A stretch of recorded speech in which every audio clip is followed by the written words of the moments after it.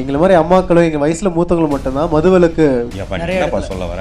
Breakup ஆனவுடனே அடுத்த நாளே நண்பர்கள் சேர்ந்து தண்ணி அடிக்கிற மச்சான் நான் இருக்கிறேன்டா உனக்கு அப்படின்னு ஆரம்பிக்கும் போது எல்லா விதமா டப்பா கஞ்சி வரைக்கும் குடிக்க வச்சுட்டாங்க. இந்த டாபிக் ரொம்ப இன்ட்ரெஸ்டிங். எவ்வளோ பேர் மைக் எடுத்து பேசுறீங்க.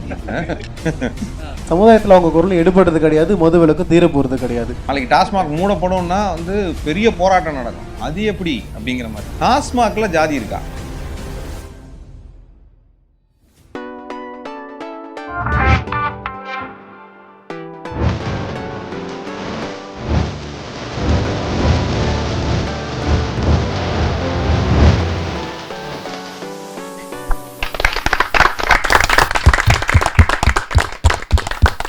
அனைவருக்கும் அன்பான வணக்கங்கள். இது நீவா யூடியூப் சேனல் வழங்கும் பாலிடிக்ஸ்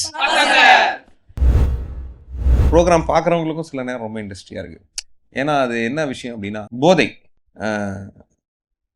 என்ன சொல்கிறது, ஆல்கஹாலாக இருக்கட்டும், புதிய போதை வஸ்துக்கள் பரவி கொண்டு இருக்கிறது. சமூகத்தில் பெருசாக பரவிட்டு தான் இருக்குது, நம்ம இல்லைன்னு சொல்ல முடியாது. சினிமா இதை எப்படி பார்க்குது? போதைக்கு நான் ஊர்காவா, அது எப்படி பார்க்குது? சினிமா இதை ரொம்பவே நார்மலைஸ் பண்ணுது. ஏன்னா இப்போ கூட நம்ம பேசும்போது ஆண் பாவம் பல அதை பற்றி பேசணும். அதில் நான் பொண்ணாக இருந்தால் என்ன, நானும் போய் தண்ணி அடிப்பேன், நானும் போய் சிகரெட் பிடிப்பேன், நீ பண்ண வேலையெல்லாம் என்னாலையும் பண்ண முடியும் அப்படின்னு இது ஒரு தப்பான எடுத்துக்காட்டாக தான் எல்லா இடத்துலையும் இருக்குது. ஈஸியாக எனக்கு அவங்க அவைலபிலிட்டியை காட்டுறாங்க. எல்லா இடத்துலையும் ட்ரக்கோடைய அவைலபிலிட்டியாக இருக்கட்டும், இல்லை இந்த மாதிரியான சிகர்ஸ் ஆர் இந்த மாதிரி எந்த அளவுக்கு ஈஸியாக அவங்களுக்கு அவைலபிள் ஆகுது அப்படின்றது சினிமா காட்டுது. இவ்வளோ அவைலபிலிட்டி இருக்குது அப்படின்றது தெரிய தான் பசங்களும் பார்த்தீங்கன்னா அதை பயன்படுத்துறதுக்கானதாக உள்ளே வர்றாங்களே தவிர, அதை பற்றி என்னன்னே தெரியாத பசங்களாக இருந்தவங்களுக்கு சொல்லிக் கொடுக்குறதே சினிமாவாக இருக்குது. இந்த இடத்துல நீங்கள் 2 பேரும் மைக் எடுத்து ரெடியாக இருக்கீங்க. ட்ரக்குன்னு ஏதோ ஒரு கண்டென்ட் உங்களுக்கு கண்டம் பண்ண இருக்கு. சொல்லுங்க. ஆக்சுவலி இந்த சினிமாலலாம் என்ன பண்ணுறாங்க அப்படின்னா, அது ஒரு ஹீரோரிசமாக காட்டுறாங்க. ஒரு மாதிரி மாஸா அது மாதிரி பண்ணால் அவங்க ஹீரோ, அவங்க ஒரு கெத்தான ஒரு பர்சன் அப்படின்ற மாதிரி அந்த மாதிரி பழக்கம் வச்சிருக்கிறவங்களெல்லாம் இப்படி ஒரு கண்ணோட்டத்தில் கொண்டு வராங்க. ஓகே, அது ஒரு மேச்சோஸ் ரோல். நீங்கள் சரக்கடிச்சிங்கன்னா, இல்லை நீங்கள் ஸ்மோக் பண்ணுறீங்கன்னா, அந்த மாதிரி அவங்க சொன்ன மாதிரி தான். போதைங்கிறதே தவறு தான் போதைங்கிறதே. ஆனால் அது ஆண்கள் பெண்ணாக ஒரு மாதிரி கெத்து மாதிரியும், இதே ஒரு டீ கடையில் போயிட்டு பசங்க ஒரு 5 பேர் சேர்ந்து சிகரெட் அடித்தாங்கன்னா சூப்பர்ப்பா அப்படின்னு சொல்லி கடையிலேயே கொடுக்கலாம். இதே ஒரு பொண்ணு போயிட்டு ஒரு சிகரெட் இந்த மாதிரி பண்ணிட்டு இருந்தா, இந்த காலம் எப்படி கலிகாலம் ஆயிட்டு பாருங்க. ஒரு பொண்ணு போயிட்டு நின்று சிகரெட், இதே 5 பேர் குடிக்கிற பசங்களை இந்த சமூகம் 5 பேர் லங்ஸ் வெடிச்சு செத்தா பிரச்சனை இல்லை. ஆனா ஒரு பொண்ணு நீங்க சிகரெட் பிடிக்க வேணாங்க, நீங்க இந்த வெளி கடையில போய் சிகரெட்டை வாங்கி இப்படி கையில வச்சுக்கோங்க. 10 கூட வைக்க வேணாம், அப்படி வச்சுக்கிட்டு இப்படி பாருங்க. அங்க 3 அங்கிள் டீ குடிக்கிற அங்கிள்லாம் அப்படி அந்த பெண்ணை அப்படி ஒரு லுக் கூட சொல்லுவாங்க. அது மட்டும் இல்ல, சிகரெட்னு இல்ல, லாலிபாப் வச்சுட்டு சும்மா இப்படி பார்த்தாலே அதுக்கே அப்படி பண்ணுவாங்க. வாய்க்குள்ள முட்டாய் இருக்கு, குச்சி வெளியே இருக்கா, சும்மா வெளியே. நானே ஃப்ரெண்ட்ஸ்ல லாலிபாப் வச்சுட்டு அப்படி போகும்போது அப்படி ஒரு மாதிரி ஜட்ஜ்மெண்ட் எல்லாம் பார்ப்பாங்க. அது மட்டும் இல்ல, சினிமாவில் எப்படின்னா இப்படி ஒன்று ஃபோக்கஸ் பண்றாங்க. மோஸ்டா இந்த குடிக்கிற சீன்லாம் பிரேக்கப் ஆன பிறகு அப்படி காட்டுவாங்க. அதுவும் கேர்ள்ஸ் தானே லிங்க் பண்றாங்க. அது அந்த குடிக்கிறதுல எல்லாத்தையும் காமிச்சிட்டாங்கல்ல. பிரேக்கப் ஆனவுடனே அடுத்த நாளே நண்பர்கள் சேர்ந்து தண்ணி அடிக்கிற மச்சான் நான் இருக்கிறேன்டா உனக்கு அப்படின்னு ஆரம்பிக்கும் போது எல்லா விதமா டப்பா கஞ்சி வரைக்கும் குடிக்க வச்சுட்டாங்க. எல்லாத்தையும் இன்ட்ரடியூஸ் பண்ணிட்டாங்க. அதை எப்படி குடிக்கணும்னு சொல்லி கொடுத்துட்டாங்க. பேச்சுலர் பார்ட்டின்னு அப்படி ஒன்று நடக்கும், அதுல ஃப்ரூட்ஸ் எல்லாம் போட்டு இப்படிலாம் பண்ணுங்க அப்படிங்கிற மாதிரியும் ஒரு ஃபுல்லாவே காட்டிட்டாங்க. இவ்வளவு தண்ணி தான் ஊற்றணும், இவ்வளவு இதான் ஊற்றணும் அப்படிங்கிற படங்க. எல்லா டீட்டெயிலும் இல்ல சார், ஜோ படத்துலலாம் அந்த ஃப்ரூட்ஸ் எல்லாம் போட்டு இவ்வளவு பெரிய டேங்க்ல போட்டு. அதாவது இப்போ பாருங்களேன், இப்போ அந்த டீமோட script writer, assistant directors, directors, இது இவங்களுடைய மைண்ட்ல திங்கிங், இதை படத்தில் வைக்கணும், இதை செய்வோம் அப்படிங்கிறாங்க. அப்போது எவ்வளோ யோசிக்க வேண்டியிருக்கு, பல விஷயங்கள் யோசிக்கலாம்ல. இந்த சாதிய டயலாகை, இந்த டிபேட்டை இங்கே வைக்கணும் அப்படின்னு யோசிக்கிறாங்களா? இல்லை இந்த பெண் இந்த கேள்வி கேட்பது இதுலேருந்து ரைஸ் ஆகிறது, இதை வைக்கணும், அந்த திங்கிங் வருதா? ஏன் இதெல்லாம் வைக்கணும்னு இவ்வளோ பிளான் பண்ணி, இந்த ஃப்ரூட்டா இந்த தண்ணியா இது வச்சா தேட்டரில் அப்படியே பயங்கரமாக இருக்கும் தலைவரை அப்படின்னு ஒரு பிளான் கொடுக்கறதுக்கு இன்னைக்கு ஒரு டீம் வேலை செய்யுது. இந்த டாபிக் ரொம்ப இன்ட்ரெஸ்டிங். எவ்வளவு பேர் மைக் எடுத்து பேசுறீங்க? படம் ஸ்டார்ட் ஆகுறப்போ நான் தான் முகேஷ் அப்படின்னு ஒருத்தர் பேசுறாரு. அதே கொஞ்சம் சினிமா நடுவில் போறப்போ குடிடா முகேஷ்னு இதை எடுத்து கொடுக்குறாங்க. ஸோ இது எப்படி ஆயிடுதுன்னா வந்துட்டு எனக்கு ஒரு பிரச்சனை இருக்கு, அதுல இருந்து நான் வெளில வரணும்னா குடிச்சாதான் வெளில வர முடியும்னு காட்டுறாங்க. ஒண்ணுமே இல்லை. இப்போ என் ஃப்ரெண்ட்ஸே நான் வந்து குடிக்க மாட்டேன், சிகரெட் பிடிக்க மாட்டேன். அவனுக்கு வந்து இந்த மாதிரி கேவலம் பார்க்கறான், டி என்னடா நீனு இதெல்லாம் வாழ்க்கை ஒரு வாட்டி தான் வாழ்ற, ஜாலியாக வாழ்ந்துட்டு போடா அப்படின்னு. ஸோ அது வந்து குடிக்கிறது வருஷமா என்ன கேவலமா பார்க்குறேன். என்னன்னா ரொம்ப அசிங்கமா லைக் லிட்டரலாக கேட்பாங்க, நீ வந்து இதரா அப்படின்லாம் பேசுவானுங்க. ஸோ இது வந்து எனக்கு தெரிஞ்ச அந்த சினிமா அந்த கெத்து காட்டுறது, உனக்கு ஒரு பிரச்சனைனா போய் குடி, உனக்கு ஒரு சந்தோஷம்னா குடி அப்படின்னு காட்டுறதுனாலே வந்து இப்போ இருக்க இளைஞர்கள் வந்துட்டு அது பண்ணால் ஒரு கெத்து, நம்மளுக்கு ஒரு பிரச்சனைனா போய் குடிப்போம், நம்மளுக்கு சந்தோஷம்னா போய் குடிப்போம், பார்ட்டினா போய் குடிப்போம், எல்லாத்துக்குமே அதை லிங்க் பண்ணுறதுனால. சொல்லுங்கய்யா, போதை ஒழிப்பு, போதை சம்பந்தமான சப்போர்ட்டு என்ன நடக்குது?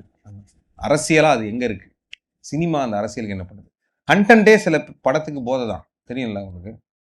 ட்ரக்ஸ், எவ்வளோ ட்ரக்ஸ், இத்தனை முட்டை, இத்தனை லாரி, அவனை போடுறோம் நைட்டுக்குள்ள அப்படின்னே படம். நம்ம தலையில தூக்கி வச்சு கொண்டாடுற ஒரு சில ஆக்டர்ஸே பார்த்தீங்கன்னா அதில் முக்கியமான கதாபாத்திரமாக இருக்கிறத நினைக்கும் போது ரொம்பவே கஷ்டமாக தான் இருக்குது. முக்கியமான ஒரு ஆள் சொல்லணும்னா விஜய் தான் சொல்கிறேன், நேராக தான் சொல்கிறேன், மறுபடியும் அவர் தான் சொல்கிறோம்.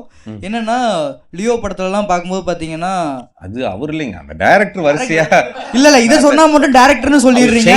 இல்லை இதை சொன்னால் டேரக்டர்னு சொல்லிடுறீங்க. ஒரு வீரல் புரட்சின்னு அவர் சொன்னால் மட்டும் அவர் சொன்னாருன்னு சொல்கிறோம். இதை எப்படி நம்ம எடுத்துக்க முடியுது? பாயிண்டா பிடிச்சிட்டா அக்கா.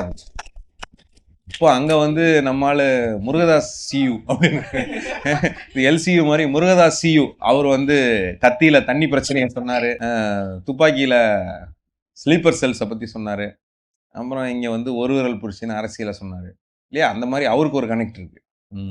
அப்படி பார்க்கும்போது பார்த்தீங்கன்னா நம்ம டேரக்டரை அந்த அளவுக்கு நினச்சிக்கிட்டு இருக்காரு அப்படின்னா டேரக்டர் அரசியலுக்கு வரட்டுமே, ஏன் இவர் வரணும்? இவர் வந்து என்ன எழுதியிருக்கோ அதை வாசிச்சுட்டு போறவர் தானே இவர். நீங்கள் சொல்கிறத பார்த்தா இப்போ முருகதாஸ் சார் டென்ஷன் ஆகியோ, இவன் நம்மள விட்டுருவான் போல இருக்கு. நிஜமாவே நீங்கள் யோசிச்சு பாருங்க, பிம்பங்களை தான் நம்ம எப்பவுமே அப்சர்வ் பண்ணுறோம். இவ்வளோ நீங்கள் பாயிண்ட்ஸ் பேசுறீங்கல்ல, இப்போ நான் முன்னாடி ஜெயச்சந்திரனுக்கு ஓட்டு போட்டுருவாங்க, அவன் நல்ல ஆளாக இருக்காங்க, யூத் எல்லாம் வச்சு அப்படியே பாயிண்ட் சொன்னதெல்லாம் நீங்கள் ஓகே, அதை எடுத்து வெரி குட் சொன்னது நான்.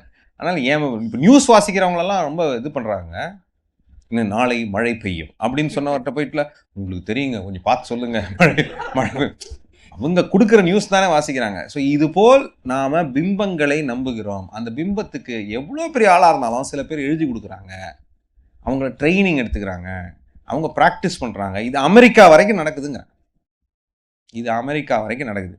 அவங்கெல்லாம் நேராக ப்ரெஸ் மீட்டில் ப்ரெஸ் முன்னாடி இருந்தால் தான் அதை நம்மளால் பார்க்க முடியும்.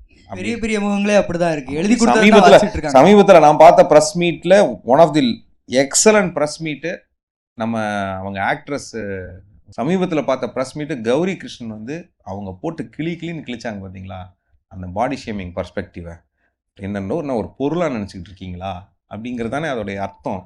அப்படிங்கிறத பொறுமையாக கோபப்படாமல் ஆன்சர் பண்ணாங்க. ஸோ இது மாதிரி ஒரு ஜென்சி ஆட்கள் வந்து முன்னாடி பல பேர் வந்து உங்களுடைய கருத்துக்களை சொல்லணும் அப்படிங்கிறது தான். நீங்கள் என்னமோ ஒரு பாயிண்ட் வச்சுருக்கீங்க, கௌரி கிருஷ்ணன் சொன்னோடனே உங்களுக்கு வந்து வந்துருச்சா அந்த ப்ரெஸ் மீட் நாங்கள் வந்து போயிடுச்சுல மைண்டு. அவர் என்ன சொல்கிறாருன்னா, அதான் எல்லாரும் சேர்ந்து செஞ்சால் நாட்டை வந்து முன்னேற்றலாமே அப்படின்னு சொல்லி பாயிண்ட் இருக்கு. ஆனால் எல்லாருடைய இன்ட்ரெஸ்ட்டும் சேமாக இல்லையே. இப்போ ஒருத்தன் ஒன்று யோசிக்கிறாங்கன்னா அதுக்கு எதிர்த்து இன்னொருத்தவங்க இன்னொரு மாதிரி யோசிக்கிறாங்க, ரெண்டு பேருக்கும் கிளாஷ் ஆகுது, அதனால ஒற்றுமையே இல்லை அங்கே, அதனால முன்னேறது இல்லை, இன்னும் டவுனாக தான் போயிடும். இங்கே இருக்க பெரிய அரசியல் என்ன தெரியுமா, ஸ்கூல் டைம்லேருந்தே நமக்கு நடத்துகிற காம்படிஷன் தான். ஸ்கூல்லையே வீட்லேயே நீங்கள் ரெண்டு பேரில் யார் ஃபஸ்ட்டு சாப்பிட்றீங்கன்னு பார்ப்போம். இந்த போட்டி மனப்பான்மை தான் நம் சமூகத்தில் நம்ம ஒட்டுமொத்தமாக சேர்ந்து வளர்றத எதிர்க்கிறது. இப்போ வந்து நான் நிறைய பார்த்துருக்கேங்க, நிறைய ஸ்டூடெண்ட்ஸ் வந்து ஸ்ட்ரீட் பிளே எல்லாம் பண்ணுவாங்க, காம்படிஷன். நிறைய காம்படிஷனில் வந்து சமூக அக்கறையோட நிறைய ஸ்ட்ரீட் பிளே பண்ணுவாங்க. இந்த ஸ்ட்ரீட் பிளே பண்ணுற யூத் எல்லாம் காம்படிஷனில் மட்டும்தான் பண்ணுவாங்க, அவங்க ஸ்ட்ரீட்டில் ஒரு நாள் கூட போய் பண்ண மாட்டாங்க. அப்போ இந்த யூத் வந்து அரசியல் ஆகாமல் இருப்பதற்கு இன்னைக்கு கல்வி நிறுவனங்களே ரொம்ப பயங்கரமாக ஒரு ஸ்ட்ரக்சராக ஒன்று பண்ணுது. நீ காம்படிஷனில் வந்து பண்ணு, உன்னை கூட்டிகிட்டு நான் ஸ்ட்ரீட்டுக்கு கூட்டு போக மாட்டேன், போய் இங்கே மக்களுக்காக ஏதாவது செய்கிற மாதிரி. இதில் ஒரு எதிர்ப்பு இருக்குது. என்னென்னா எங்கள் காலேஜ் வந்து மறைமுகமாக சப்போர்ட் பண்ண முடியும், ஆனால் நேருக்கு நேராக யாராலையும் சப்போர்ட் பண்ண முடியல. மறைமுகமானா ஏன்னா இடையில வந்து பார்த்தீங்கன்னா 2018-19 அந்த டைமில் ஜல்லிக்கட்டு ப்ராப்ளமே இருக்கட்டுமே, இந்த பிரச்சனைக்கு காலேஜே ஹெல்ப் பண்ணணும்னு நினச்சா கூட ஐகஃப் மூலமாக நாங்கள் வந்து எல்லாருமே வெளியில் வந்து போராடணுமே தவிர காலேஜுடைய நிர்வாகத்தால் அதுக்கு உதவி செய்ய முடியாது. நாங்கள் நீங்கள் அரசுக்கு பதில் சொல்லி ஆமாம் நீங்கள் பங்க் பண்ணிட்டு கூட போங்கப்பா. ப்ரொஃபஸர்ஸே சொன்னது, எப்பா நீங்கள் கிளாஸுக்கு வராமல் போனீங்கன்னாலும் பரவாயில்ல, நீங்கள் போய் பார்க்கணுன்னா பாருங்க அப்படின்னு சொல்லிட்டு ப்ரொஃபஸர் சொன்னாங்க. ஆனால் காலேஜோடைய மேனேஜ்மெண்ட்டால் டைரெக்டாக சொல்ல முடியாது. அதை சொன்னாங்க அப்படின்னா அப்போ இருந்த ஆளுங்கட்சிக்கு வந்து நம்ம நிறைய கேள்விகளை எழுப்புற மாதிரி இருக்குது. காலேஜுக்கு கிடைக்கிற ஒரு சில சின்ன சின்ன பேர்க்ஸை வந்து நம்ம மிஸ்யூஸ் பண்ணுற மாதிரியோ இல்லை மிஸ் பண்ணுற மாதிரியோ கூட ஆயிடுது அந்த இடத்துல. அது ரைட்டு. பட் நான் சொன்ன பாயிண்ட் நடக்கிறது இல்லைல்ல. பெரும்பாலும் வரிஞ்சு கட்டிட்டு எல்லா காலேஜையும் நாங்கள் ஃபர்ஸ்ட் பிளேஸ் அப்படின்னு சொல்கிற அந்த குழு ப்ராக்டிஸ் பண்ணி ரெகுலராக நாங்கள் தான் ஸ்ட்ரீட் பிள்ளைல எப்போவுமே ஃபஸ்ட்டு. ஆனால் ஒரு தடவை நீ ஸ்ட்ரீட்டில் பண்ணியிருக்கியா அப்படிங்கிற கேள்விக்கு பதில் வரும். அவங்க 5 பேர் இருந்தாங்கன்னா 5 பேர் 5 அவங்களுடைய லொக்காலிட்டிலே போய் அந்த தெருவில் பண்ணியிருக்கோம். இல்லைப்பா, அதெல்லாம் வந்து தெருவில் பண்ணணுன்றதுக்காக ஒரு என்எஸ்எஸ் கேம்போ அந்த மாதிரி நடக்கும். இந்த போட்டிக்காக வரக்கூடிய பசங்க அந்த போட்டிக்காக பண்ணுற நாடகத்தை வெளியில் போய் ஒரு வாட்டி பண்ணுவோன்ற ஒரு அவ்வளோ ப்ராக்டிஸ் பண்ணுறீங்களே, போட்டிக்கு மட்டும் போகிறீங்களே, வெளியில் போய் பண்ணுறதுல நமக்கு என்ன இருக்குது? என்ன அட்லீஸ்ட் அந்த காலேஜ்லேயே சும்மா பண்ணலாம்ல. வெளியில் போய் பண்ணுறேன், இந்த காலேஜ்லேயே இந்த டைமில் லஞ்ச் பிரேக்கில் நான் வந்து ஆர்கனைஸ் ஆகி ஒரு நாடகம் போடுறேன்றதை உன்னை யார் தடுக்குறாரு? இல்லை, இந்த இதுக்கு வந்து நாங்கள் ஒரு தடவை எப்படி பண்ணியிருந்தோம்னா, எங்கள் டிபார்ட்மெண்ட்லேருந்து நாங்கள் ஒரு 3 கிராமத்தை வந்து தத்தெடுத்து வச்சுருந்தோம். அதான் சொல்கிறேன், அதெல்லாம் ஒரு ப்ராஜெக்ட் ஆகுது இல்லையா?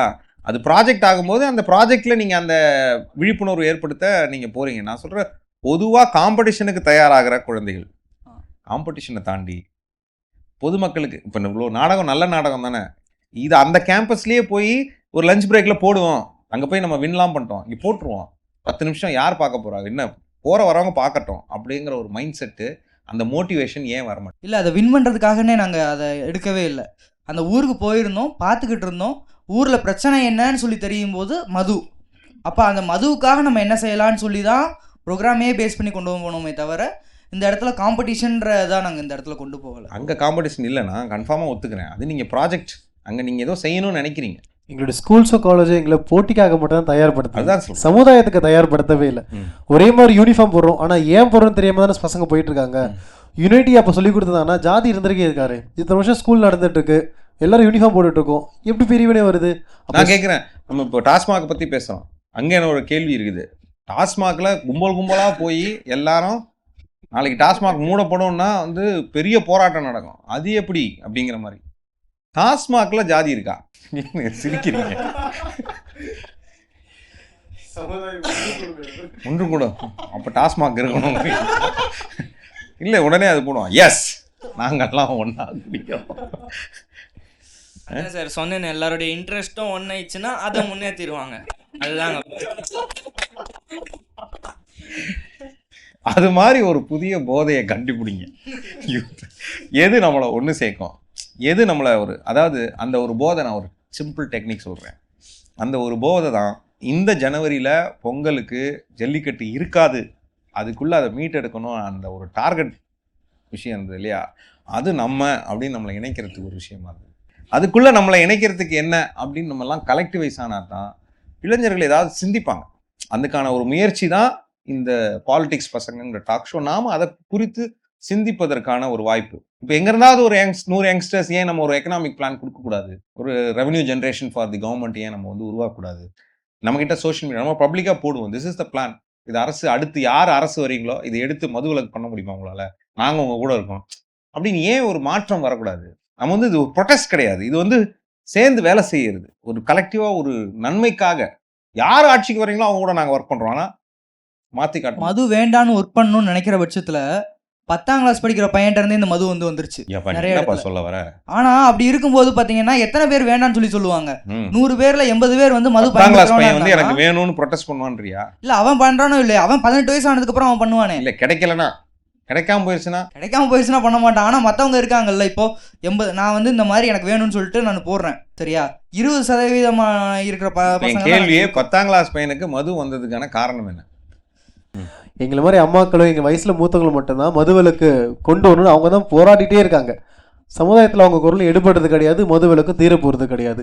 என்னைக்கு அவர்களுடைய குரல் ஒசருதோ, என்னைக்கு அவங்களுடைய குரல் வெளிப்படுதோ, அன்னைக்கு மதுவிலக்கு பூரணமாக நிலைநிறுத்தப்படும். அப்போ இந்த விவாதங்கள் எல்லாமே நம்ம ஒரு மாற்றத்தை நோக்கி போகிறதுக்காக நம்ம செயல்பட்டால் நல்லாயிருக்கும். இப்போ நீங்கள் பேசின எல்லா பாயிண்ட்ஸுமே ஏதோ ஒரு வகையில் சிலது அறிந்தது, சிலது அறியாதது, அதை நீங்கள் புரிந்து கொண்டது. ஆனால் உங்ககிட்டே இருக்கக்கூடிய உங்களுடைய புரிதலில் இருக்கக்கூடிய அனுபவ அறிவில் இருந்த பல விஷயங்களை உங்கள் வாழ்க்கை அனுபவங்களையும் சொல்லியிருக்கீங்க. இன்னைக்கு பாலிடிக்ஸ் பசங்கள் பல வாதங்களை எடுத்து வச்சிருக்கு.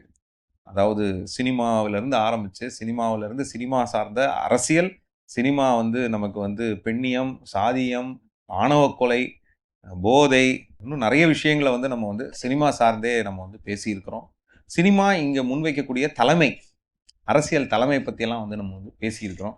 அப்போ இந்த கேள்விகள், இந்த விவாதங்கள் சினிமாவையே பார்த்து இதை ரசித்து கொண்டு இருக்கக்கூடிய மக்களுக்கு வாழ்க்கையா மாற்றம், சமூகமாக மாற்றம் ஏற்படுத்துறதுக்கு இதுக்குள்ள ஒரு கேள்வி உண்டாக்கி இருக்கோம்னு நம்புகிறோம். தொடர்ந்து இந்த பாலிடிக்ஸ் பசங்களை இது மாதிரி நிறைய விஷயங்கள் நம்ம பேசுவோம். இது நீவா யூடியூப் சேனல் வழங்கும் பாலிடிக்ஸ் பசங்க. தொடர்ந்து அரசியல் பேசுவோம்.